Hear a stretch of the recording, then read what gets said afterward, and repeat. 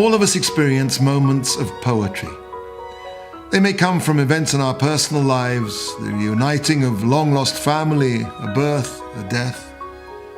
Or these moments of inspiration may spring from this world of teeming splendor, from our sense of joy and wonder at the creation. Some of us, however, are not content to leave these moments of inspiration in the realm of the intangible. We feel the need to give them a physical existence, in words, in song, in paint, or as a photograph.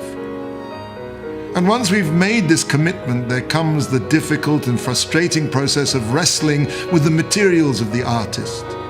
Art is inspiration wrestling with constriction. The constriction of the physical doing battle with the idea, for in whichever medium I may choose to clothe my inspiration, I must struggle with the characteristics and the limitations of that medium, be it oil paint, gouache, or Photoshop. After all, I'm trying to coax something beyond the physical to live within the physical. However, without this struggle, there is no art. The mind can dance, but it has no dancing partner. Art exists because of constriction, not in spite of it. That dance of the mind and the spirit with paper and paint, that exquisite tension between the material and the ephemeral, is where art lives and breathes.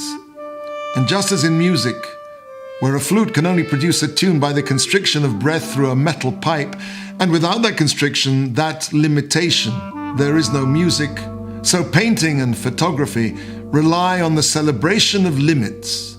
And ironically, the more constricting the medium, the more poetic the product. To this day, black and white photographs limited to different shades of grey are esteemed as more artistic than less limited color photographs. And photographs themselves are considered less artistically worthy than painting because they're closer to reality and less restricted by the medium. In the image of God, He created him, man. The fact that God created us in His image means that man's ability to create, the ability to take the material world and make it speak the language of emotion, must be the most distant reflection of some characteristic of God. Jewish mystical sources teach that when God created the universe, He constricted Himself, so to speak, to allow the appearance of something other than Himself. This mystical concept is called Simum, literally constriction.